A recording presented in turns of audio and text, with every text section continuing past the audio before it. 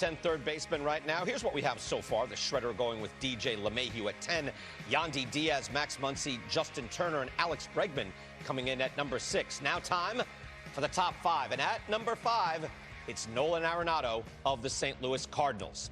After back-to-back years of lower production, Arenado bounced back with an MVP-level year.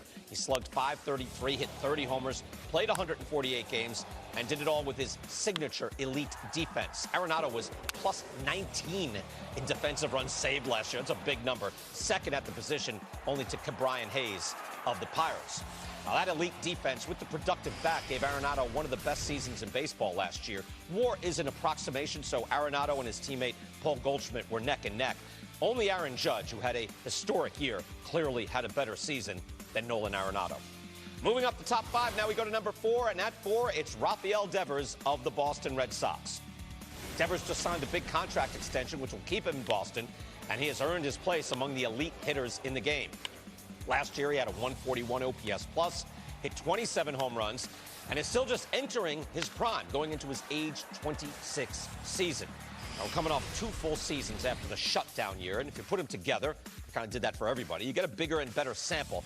In those 2 years, Devers is number 1 in slugging at the position and number 1 in expected weighted on base, which again measures the quality of contact.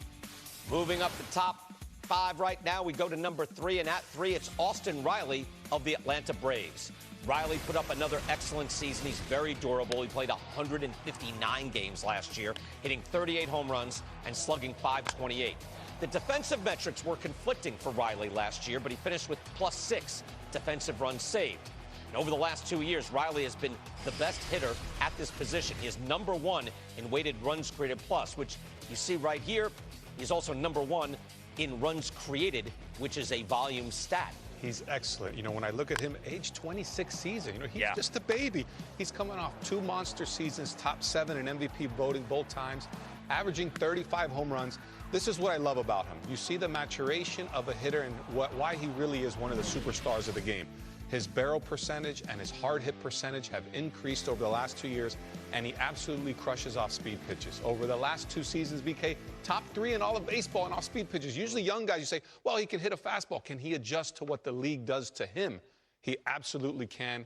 He knocks the cover off the ball, and he's going to be in Atlanta for a number of years. Braves fans should be happy. Yeah, very young guy. Another guy that's young is Rafael Devers.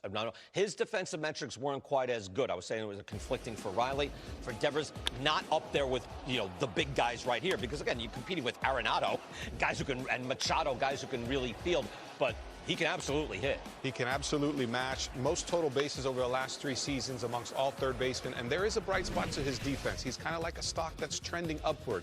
He improved 11 outs above average from 1 year to the next. That's the biggest improvement of any third baseman in all of baseball. So I think this was a guy who was maybe a product of his outstanding offense getting to the big leagues at age 20, and his defense took a little bit more time to kind of make that adjustment. It's hard doing that in Boston. You're under a microscope. He kind of got hammered really early in his career. If he can be serviceable, dependable, league average at third, he could really be, you know, that 1-2 talk year in, year out.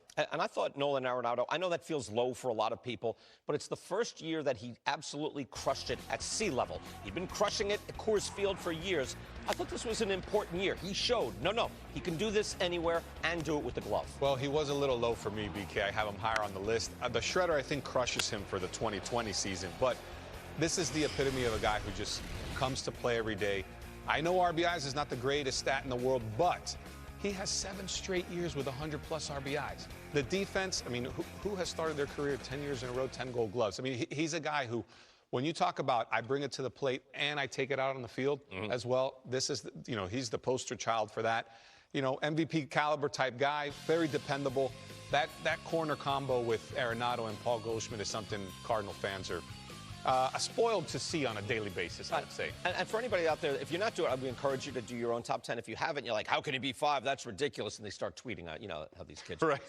But it's like, okay, who are you moving out? And as you see the rest, it's like, it's not just, you can't just move him up without moving somebody out. And we're talking about some of the best players in the game right now. When we come back here on Top 10 right now, we'll be joined by some of the baseball's brightest minds. We'll find out which one of our sabermetric super panelists thought Manny Machado was number 1. That's next.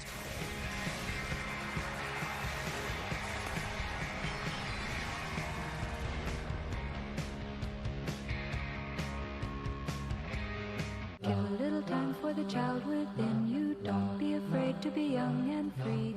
Undo the locks and throw away the keys and hug you and kiss you and love you. Love you, love you, love you, love you. Ever wonder